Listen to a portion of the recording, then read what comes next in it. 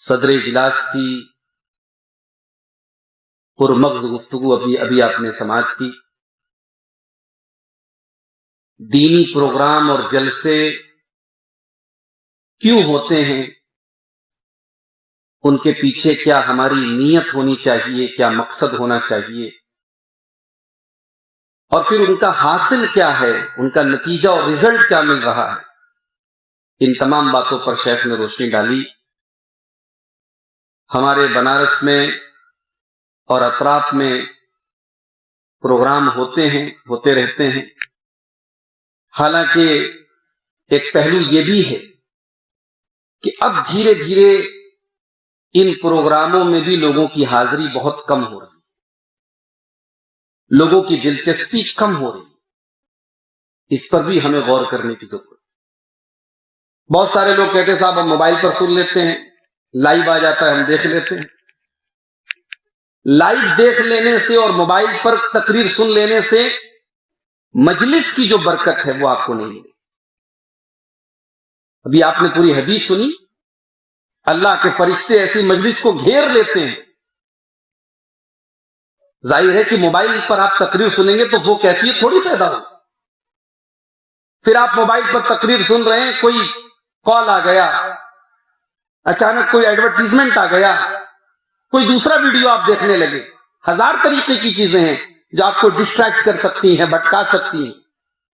مگر یہاں آپ اسی مقصد کے لیے آئے ہیں، بہت بڑی بات ہے.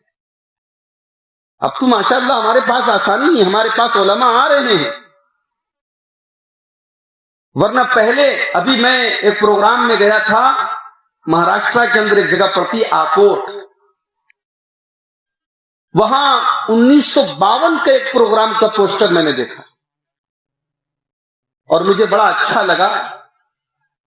اس پوسٹر میں بنارس کے اس زمانے کے بہت بڑے عالم تھے، علامہ ابو مسعود قمر بنارسی رحمۃ اللہ علیہ، مولانا ابو القاسم صاحب بنارسی کے چھوٹے بھائی تھے.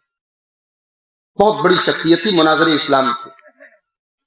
تو وہ اس پروگرام میں بطور اسپیکر، بطور مقرر، بطور مہمان بنارس سے، اس زمانے میں جبکہ ظاہر ہے کہ ٹرین وغیرہ کا اتنا بندوبست نہیں تھا، سواری کا اتنا انتظام نہیں تھا، گئے تھے. اور پوسٹر کے اوپر بڑے بڑے حروف میں لکھا تھا کہ لاؤڈ اسپیکر کا بھی انتظام ہے. شروعات تھی لاؤڈ اسپیکر کی. یعنی ایک شوق تھا، جذبہ تھا. گاؤں دیہات میں عورتیں، بچے سب جاتے تھے، رات بھر جلسے ہوتے تھے.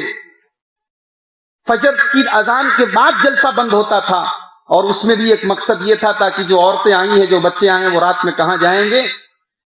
لوگ یعنی اپنی زندگی کے کاموں میں ایک بڑا کام اس کو سمجھتے تھے. میرے بھائی، آج دھیرے دھیرے ہماری اور آپ کی زندگی جو مصروف ہوتی چلی جا رہی ہے، یہ جلسے، یہ پروگرام، یہ تقریریں، اب یہ سب بھی ہماری زندگی سے دھیرے دھیرے ختم ہو رہی ہیں. اور پھر یہ ہے کہ ان تقریروں کا مقصد یہ ہے کہ ہمارے ایمان میں اضافہ ہو، ہمارے اندر اصلاح کا جذبہ پیدا ہو، اپنی کمیوں کو ٹٹولیں، اپنے گریبانوں میں جھانکیں.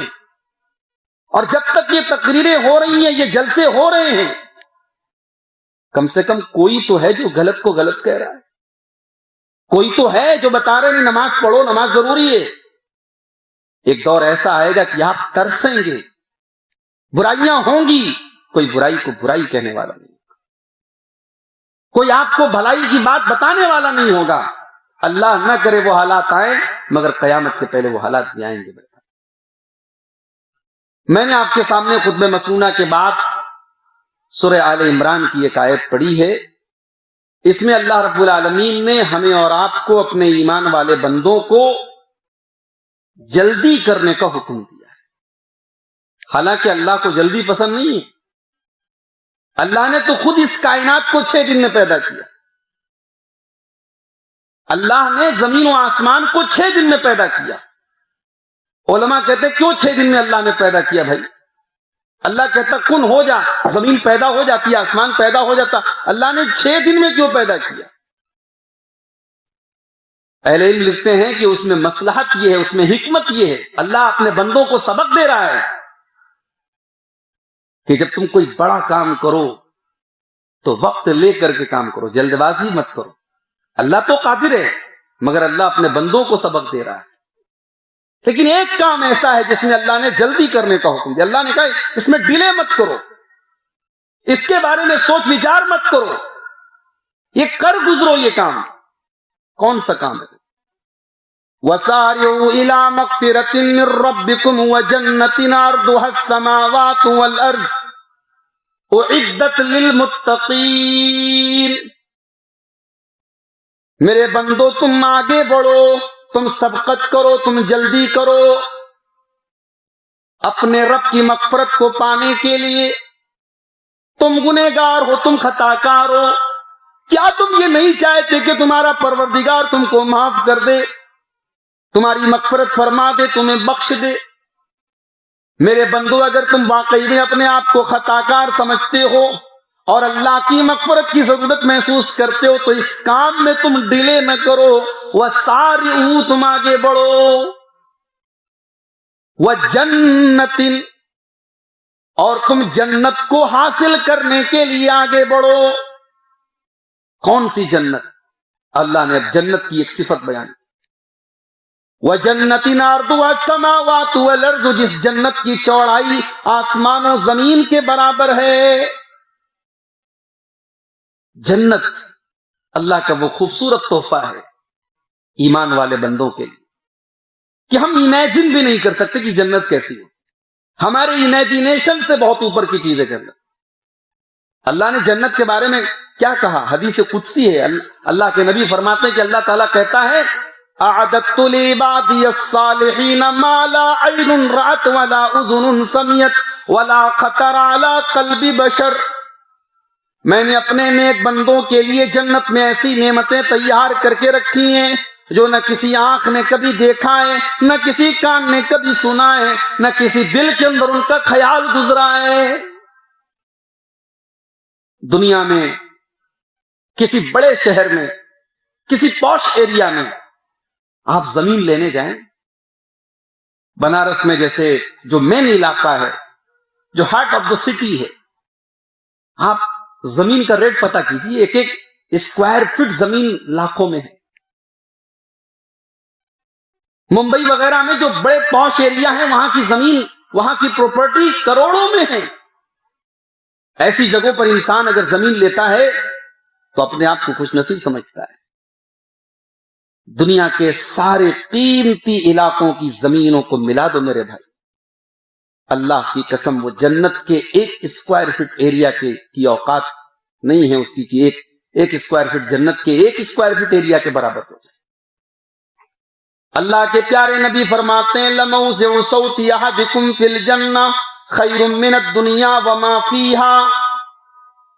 جنت میں کوڑا رکھنے کی جگہ میں اپنی زبان میں کہہ سکتا ہوں ایک اسکوائر فٹ کا ایریا جنت کے اندر دنیا اور دنیا کی تمام نعمتوں سے بہتر ہے.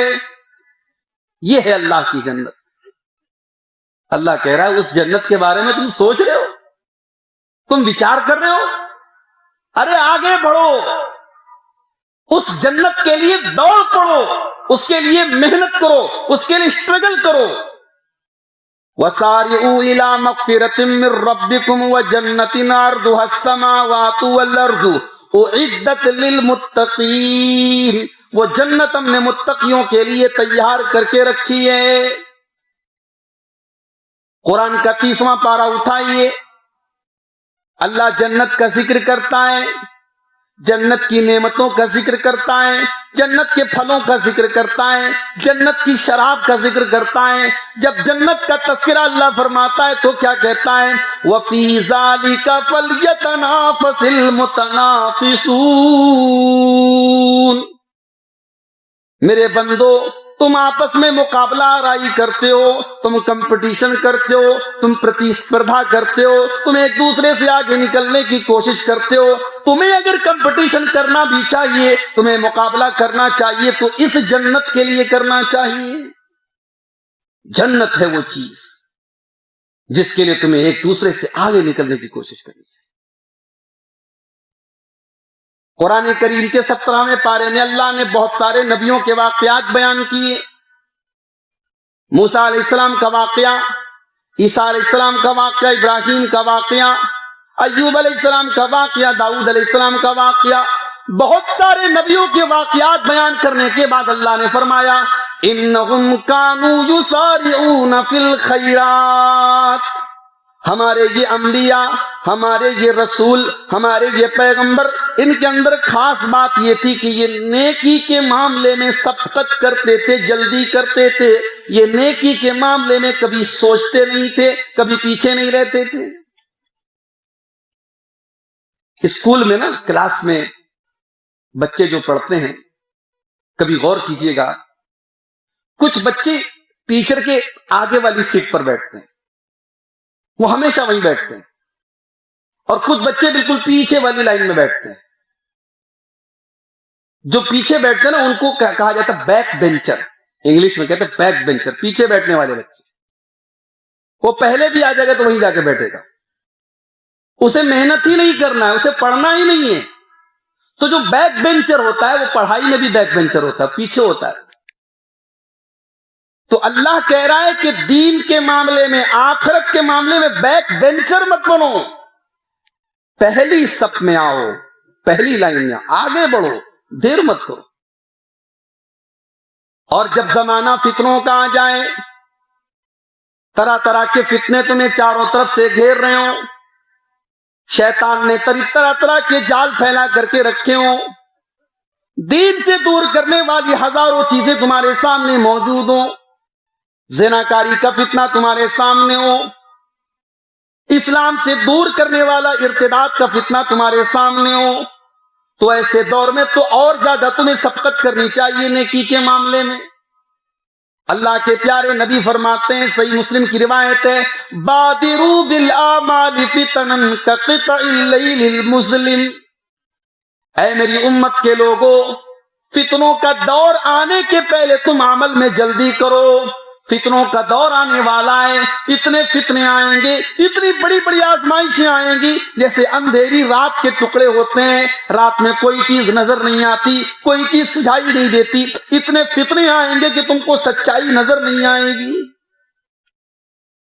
آپ کو خبر ہے اس وقت آپ کی قوم کی بیٹیوں کی ایک بڑی تعداد مرتد ہو رہی، روزانہ سینکڑوں کی تعداد میں مسلمان لڑکیاں غیر مسلم کے ساتھ شادی کر رہی ہیں، کورٹ میرج کر رہی ہیں، دھرم یعنی اس نے محبت اور پیار کے نام پر اپنی عزت ہی کسی کے حوالے نہیں کر دی، اپنا ایمان بیچ دیا اس نے۔ کیا یہ پوری قوم کے لیے شرم کی بات نہیں ہے میرے بھائی؟ ہماری قوم سوئی پڑی، اسے بریانی کھانے سے فرصت کہاں ہے صاحب، اسے مرغ مسلم کھانے سے فرصت۔ اس قوم کی تو پہچان ہے، مسلم علاقے میں چلے جاؤ، مراد آبادی بریانی کی دکان، چکن فرائی کی دکان، ہماری تو پہچان ہے نا۔ مسلم علاقوں میں آپ کو کوچنگ سینٹر بہت کم ملیں گے، آپ کی بیٹی کوچنگ کرنے غیر مسلم کے علاقے میں جاتی، شرم نہیں آتی آپ کو؟ آپ کے پاس دولت کی کمی ہے، آپ کے پاس اثاثے کی کمی ہے؟ جب آپ کی قوم تعلیم کے نام پر خرچ نہیں کرنا چاہتی، تعلیم کو پریورٹی نہیں دیتی، تعلیم کو ترجیح نہیں دیتی، تو پھر آپ کیا امید کرتے ہیں کہ آپ کی قوم اس ملک میں ترقی کرے گی؟ اور آپ کی قوم کی لڑکیاں اور بیٹیاں جو کالج اور یونیورسٹی میں پڑھتی ہیں، وہ کوچنگ لینے کے لیے غیر مسلم کے علاقے میں جائیں، ان کی دوستی غیر مسلموں کے ساتھ ہو، ان کا اٹھنا بیٹھنا غیر مسلموں کے ساتھ ہو، تو ظاہر ہے پوری پلاننگ کے ساتھ ان کو پھنسایا جا رہا ہے۔ یہ فتنے ہیں میرے پیارے ساتھ۔ اللہ کے نبی فرماتے بادروا بالاعمال فتنا، فتنوں کے آنے کے پہلے عمل میں جلدی کرو، اتنے فتنے آئیں گے، اتنے فتنے آئیں گے، یصبح الرجل مؤمنا ویمسی کافرا، صبح کو انسان مسلمان ہوگا، شام کو کافر ہوگا، شام کو مسلمان ہوگا، صبح کو کافر ہوگا۔ ایمان کی ویلیڈیٹی 24 گھنٹے کی نہیں ہوگی، ایمان کی ویلیڈیٹی 24 گھنٹے کے لیے، صبح کو مومن، شام کو کافر، شام کو مومن، صبح کو کافر، یہ حالات ہوں گے۔ اور مومن سے کافر کیوں ہوگا؟ جان کا خطرہ تھا؟ نہیں، یبیع دینہ بعرض من الدنیا، دنیا کے چند ٹکوں کے بدلے انسان اپنے دین کا سودا کر دے گا، اپنا دین بیچ ڈالے گا۔ ہم اور آپ آج غور کریں میرے پیارے ساتھ کہ نیکیوں کے معاملے میں اور آخرت کے معاملے میں ہم کیا کر رہے ہیں؟ نماز نہیں پڑھتا ایک انسان، اسے ہم کہتے صاحب تم نماز پڑھو، کہتا مولوی صاحب دعا کرو۔ اب مولوی صاحب دعا کرے تب یہ نماز پڑھیں گے؟ دکان کھولنے کے پہلے تو آپ نے کبھی نہیں کہا مولوی صاحب دعا کرو ہماری دکان کھل جائے، دکان تو آپ نے کھولی نا۔ ایک صاحب سے میری ملاقات ہوئی، گورنمنٹ جاب میں ہیں، سرکاری ٹیچر ہیں، نماز نہیں پڑھتے، ان کے دوست نے کہا ذرا ان کو سمجھائیے گا۔ میں نے کہا ماسٹر صاحب اسکول کتنے بجے کا آپ کا؟ بولے 8 بجے کا۔ میں نے کہا کتنے بجے اسکول آپ پہنچ جاتے؟ بولے 8 بجے پہنچ جاتا ہوں۔ میں نے کہا 9 بجے کیوں نہیں جاتے؟ کہا ارے شیخ صاحب ڈیوٹی کا معاملہ ہے، نہیں جائیں گے تنخواہ کٹ جائے گی۔ میں نے کہا آپ کی سرکاری نوکری ہے، ڈیوٹی کا معاملہ ہے، آپ 8 سے 9 نہیں کرتے۔ آپ ایک مومن ہیں، ایک مسلمان ہیں، 5 ٹائم کی نماز آپ کے اوپر فرض ہے، ایک بندے ہونے کی حیثیت سے وہ آپ کی ڈیوٹی ہے، آپ ایک ٹائم کی نماز نہیں پڑھتے اور آپ کہتے مولوی صاحب میں کاہل ہوں میرے لیے دعا۔ میں نے کہا کاہل نہیں ہیں آپ نے اپنے آپ کو کاہل بنایا ہے۔ آپ کاہل ہوتے تو ہر چیز میں کاہل ہوتے، آپ صرف دین کے معاملے میں کاہل کیوں ہیں؟ شیطان نے آپ کو کاہل بنا دیا ہے، آپ کاہل نہیں ہیں۔ دنیا کے معاملے میں تو بڑے چست ہیں ہم، اپنے دنیاوی کاموں کے لیے، اپنے کاروبار کے لیے، اپنے روزی روٹی کے لیے، اپنی جاب کے لیے ہم بڑے ٹائم سے ہر کام کرتے ہیں، بڑے ہم پنکچوئل ہوتے ہیں۔ نماز نہیں پڑھتے صاحب، دین کا کام نہیں کرتے، آخرت کے لیے کوئی محنت نہیں کرتے، وہاں ہم کہتے صاحب دعا کیجیے ہمارے لیے۔ یہ بہت بڑا مسئلہ ہے میرے پیارے ساتھی کہ ہم دین کے معاملے میں پیچھے رہنا چاہتے ہیں۔ سن لو اللہ کے نبی کی حدیث، لا یزال الناس یؤخرون حتی یؤخرهم اللہ۔ کچھ لوگ ہمیشہ دین کے معاملے میں پیچھے ہی رہیں گے، پیچھے ہی رہیں گے، پیچھے ہی رہیں گے، یہاں تک کہ اللہ تعالیٰ ان کو پیچھے ہی کر دے گا۔ جب آپ پیچھے رہیں گے اللہ بھی آپ کو پیچھے کر، آپ آگے بڑھیے۔ اللہ کے دین کے لیے خرچ کرنے کی بات آئی، آپ اس انتظار میں ہیں کہ فلانے دے دیں، فلانے دے دیں، فلانے دے دیں، تب میں اپنی جیب سے کچھ نکالوں۔ بھائی بسم اللہ آپ بھی تو کر سکتے ہیں، آپ انتظار میں کیوں ہیں کہ دوسرے پہل کریں تب آپ کریں گے؟ آپ انتظار مت کیجیے میرے بھائی، یہ زندگی وفا نہیں کرے گی، معاف کیجیے گا، یہ زندگی کب دھوکہ دے دے گی، کب کس بہانے سے موت آ جائے گی آپ کچھ نہیں کہہ سکتے۔ ہم نے اچھے خاصے نوجوانوں کو دیکھا ہے، ایکسیڈنٹ ہوا، اللہ کو پیارے ہو گئے، بیماری آئی، کینسر کا مرض آیا، ہاسپٹل کے کچھ چکر لگے، 2-3 مہینے کے بعد موت کی خبر آ گئی۔ کتنے لوگ ہیں کورونا وائرس کے دور میں ہم نے دیکھا بیمار ہوئے اور پھر ان کے جنازے کی خبر آئی۔ اسی لیے اللہ کے نبی فرماتے ہیں اغتنم خمسا قبل خمس، 5 چیزوں کی قدر کرو، 5 چیزوں کو غنیمت جانو، 5 چیزوں کے آنے سے پہلے۔ شبابک قبل حرمک، اپنی جوانی کی قدر کرو بڑھاپے کے آنے کے پہلے۔ وصحتک قبل سقمک، اپنی تندرستی کی قدر کرو بیمار ہونے کے پہلے۔ وغناک قبل فقرک، اپنی دولت کی قدر کرو غریب ہونے کے پہلے۔ وفراغک قبل شغلک، اپنے وقت کی قدر کرو بزی ہونے کے پہلے۔ وحیاتک قبل موتک، اپنی زندگی کی قدر کرو موت کے پہلے۔ میرے بھائیوں، آج اگر ہم نیکی کے معاملے میں پیچھے ہیں، اللہ کو ہم کیا ایکسکیوز دیں گے، کیا بہانہ دیں گے؟ ہم سوچ لیں۔ سیریا کے اندر اتنا بڑا زلزلہ آیا، بہت سارے لوگ زلزلے میں اللہ کو پیارے ہو گئے، بہت سارے لوگوں کو اللہ نے بچا بھی لیا۔ میڈیا والوں نے نقل کیا، ایک 6-7 سال کی بچی 3 دن زلزلے کے ملبے کے نیچے دبی رہی، 3 دن کے بعد جب زندہ صحیح سلامت نکلتی ہے، جب وہ ہوش میں آتی ہے تو پہلا جملہ اس کے منہ سے نکلتا ہے کم من صلاۃ ترکتھا، کتنے ٹائم کی نمازیں میری چھوٹی ہیں۔ ایک 6 سال کی 7 سال کی بچی کو فکر ہے کتنے ٹائم کی نماز میری چھوٹی۔ اس بچی نے ہمارے اور آپ کے منہ پر تھپڑ مارا ہے کہ ہم صحت کی حالت میں ہیں، تندرستی کی حالت میں ہیں، چین سے ہیں، سکون سے ہیں، اپنے گھر میں ہیں، اور ہم نماز نہیں پڑھتے، ہمیں کوئی فکر نہیں ہے۔ ہم اللہ کو کیا جواب دیں گے میرے بھائی؟ تو ہماری شریعت نیکی کے معاملے میں ہمیں آگے بڑھنے کا حکم دیتی ہے۔ نماز کو لے لیجیے آپ، اذان ہوتی ہے ظہر کی 12:30 بجے، 12:45 پر جماعت کھڑی ہو جاتی ہے۔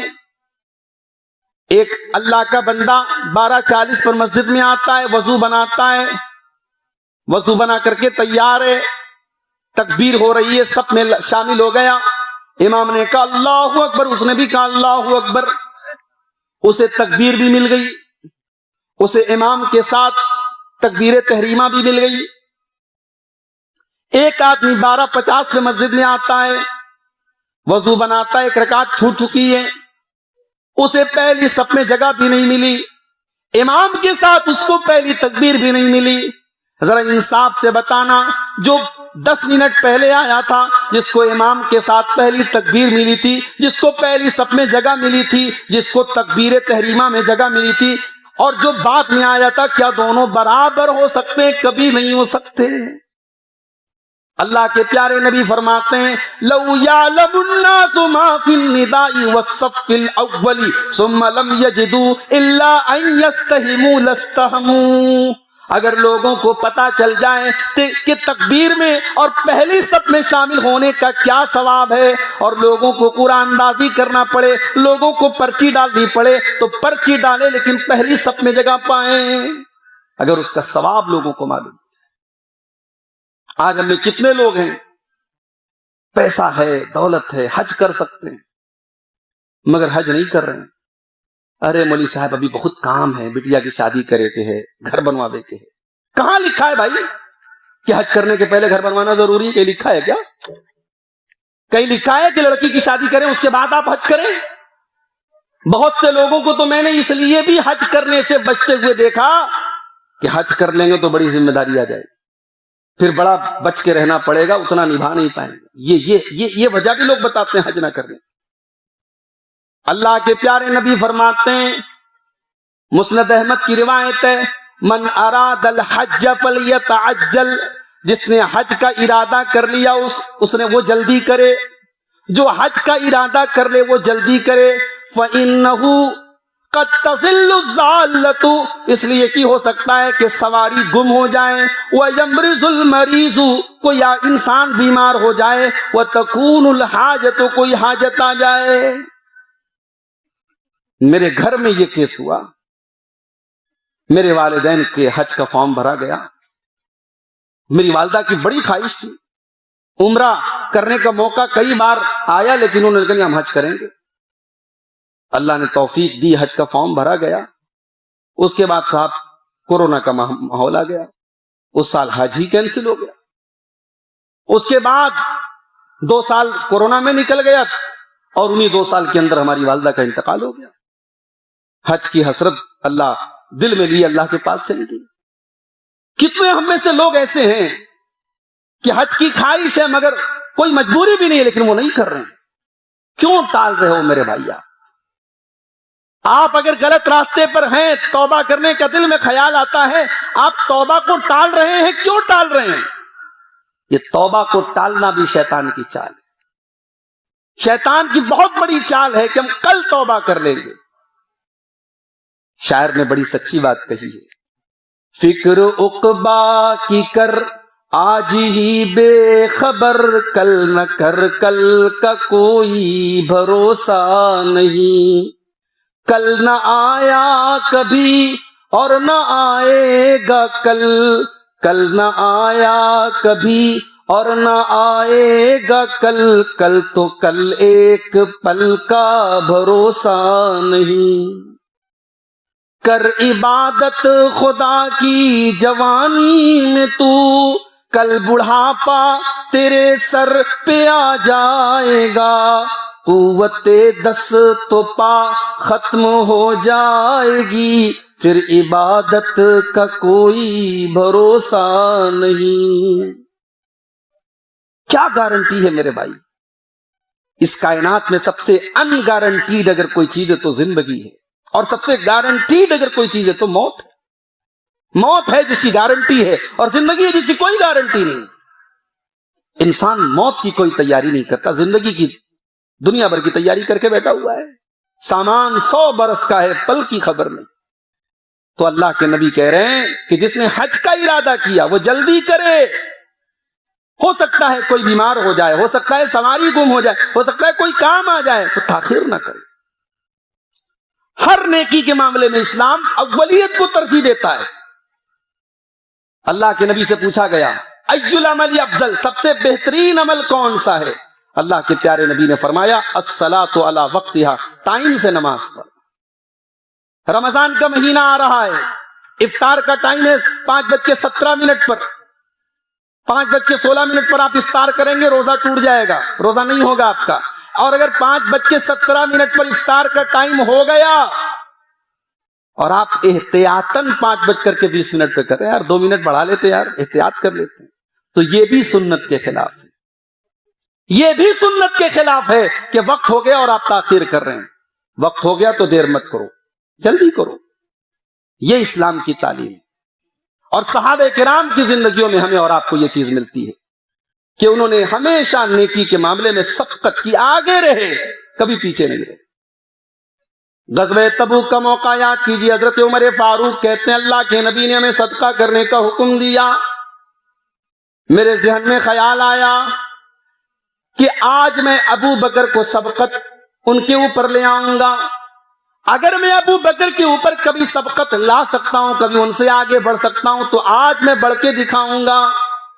मैं घर आया, अपने माल के 2 हिस्से किए, आधा माल में अल्लाह के नबी के पास लेके आया, आधा छोड़ के आया। अल्लाह के नबी ने पूछा है उमर मां अब कई तल, तुमने घर वालों के लिए क्या छोड़ा है? मैंने कहा मिसलहू, आधा लाया हूं, आधा छोड़ा हूं। फिर हजरत अबू बकर सिद्दीक आए, उन्होंने भी माल ला करके रखा अल्लाह के नबी के पास। अल्लाह के नबी ने पूछा अबू बकर घर वालों के लिए कुछ छोड़ा है कि नहीं छोड़ा है? कहा बक़ैतु लहुमुल्लाह व रसूलुहु, ऐ अल्लाह के नबी घर वालों के लिए अल्लाह को छोड़ के आया हूं, उसके रसूल को छोड़ के। आज इस्लाम को मेरे माल की जरूरत है और मैं माल की सेविंग करूं, मैं माल को बचाऊं? नहीं है अल्लाह के नबी। मैं घर में झाड़ू लगा के आया, क्या मसला है?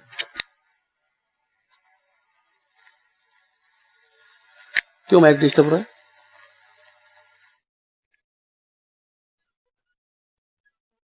हजरत उमर फारूक ने कहा ला उसाबिकुका अबदा, ऐ अबू बकर उमर तुझसे आगे नहीं निकल सकता। ये सहाबा थे मेरे भाई। एक दिन अल्लाह के नबी सहाबा के साथ बैठे, आपने कहा मन अस्बह मिनकुमुल यौमा साइमन, तुम में से कोई आज रोजे की हालत में है? हजरत अबू बकर सिद्दीक ने कहा या रसूलल्लाह मैं रोजे की हालत में। आपने पूछा मन आता मिनकुमुल यौमा मिस्कीनन, क्या किसी ने आज किसी गरीब को खाना खिलाया है? अबू बकर सिद्दीक ने कहा या रसूलल्लाह मैंने खिलाया है। आपने पूछा मन आदा मिनकुम मरीजन, क्या किसी बीमार की अयादत की है? हाँ अल्लाह के रसूल मैंने की है।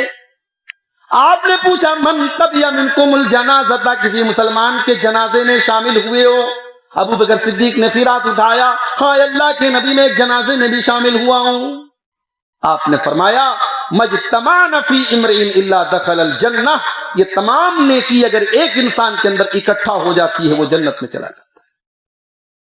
बहुत सारी नेकी करने के हमें चांस मिलते हैं मेरे भाई, मगर हम पीछे रहते हैं। हमारे पास दौलत, हम दौलत खर्च करके नेकी कमा सकते हैं, दौलत नहीं है, रास्ते से कोई तकलीफ दे चीज को हटा दें, वो भी तो नेकी है। किसी मुसलमान भाई से मुस्कुरा के मिले, खंदा पेशानी से मिले, अच्छे अखलाक से मिले, ये भी तो नेकी है। गरीब पड़ोसी की मदद कर दे, ये भी तो नेकी है। किसी के जनाजे में शामिल हो जाए, ये भी तो नेकी है। कोई रिश्तेदार बीमार है, जाके अयादत करने, ये भी तो नेकी है। 2 लोगों का झगड़ा हो गया, जाके मिटा दे, ये भी तो नेकी है। नेकी करने के हजारों रास्ते हैं, अगर हम तलाश करना चाहें, हम चलना चाहें मेरे प्यारे साथी। सहाबे किराम में एक सहाबी है हजरत अम्र बिन जमूह रजी अल्लाह ताला, बूढ़े हो गए, अल्लाह की राह में जिहाद करते हुए उनकी एक टांग कट गई, लंगड़े हो गए एक टांग से, 70 साल उम्र हो गई। नबी का दौर है, एक गजवे का ऐलान होता है। अम्र बिन जमूह के 4 बेटे हैं, कहते अब्बा जान आपकी उम्र बहुत हो गई, آپ ایک پیر سے لنگڑے بھی ہو گئے, بڑی خدمت کی آپ نے اسلام کی, اب ہم آپ کے 4 بیٹے ہیں, اس غزوے میں ہم جائیں گے, آپ آرام کیجیے, گھر کریں. تم کون ہوتے ہو مجھے روکنے والے؟ میرے اندر آج بھی جذبہ ہے اللہ کی راہ میں جانے کا, میں جاؤں گا, تم مجھے روکنے والے کون ہوتے؟ عمرو بن جموح رضی اللہ تعالیٰ عنہ اڑ گئے کہ میں جاؤں گا اس غزوے میں, اس جنگ میں شامل ہوں گا. مسئلہ اللہ کے نبی کے پاس آتا ہے, بیٹے کہہ رہے ہیں کہ اے اللہ کے نبی میرے باپ کو منع کیجئے, بہت بوڑھے ہو چکے ہیں, لنگڑے بھی ہیں. حضرت عمرو بن جموح اپنی ضد پر ہے کہ نہیں اے اللہ کے نبی میں جانا چاہتا ہوں. نبی نے دیکھا کہ بہت اصرار کرے گا, ٹھیک ہے میں اجازت دیتا ہوں, آپ جنگ میں شامل ہو جائیں. کہا اے اللہ کے نبی اگر میں اس غزوے میں گیا اور شہید ہو گیا تو اے اللہ کے نبی کیا میں جنت میں لنگڑی ٹانگوں کے ساتھ جاؤں گا؟ اللہ کے نبی نے فرمایا کہ نہیں, آپ صحیح سلامت, آپ کے پیر صحیح سلامت ہوں گے, آپ بالکل صحیح سلامت جائیں گے. حضرت عمرو بن جموح نے ہاتھ اٹھائے, اے اللہ مجھے تو اس جنگ میں شہید بنا کر کے لوٹانا, اے اللہ اس جنگ سے جب میں لوٹوں تو میں شہید بن کر کے لوٹوں تاکہ جنت میں صحیح سلامت لوٹوں.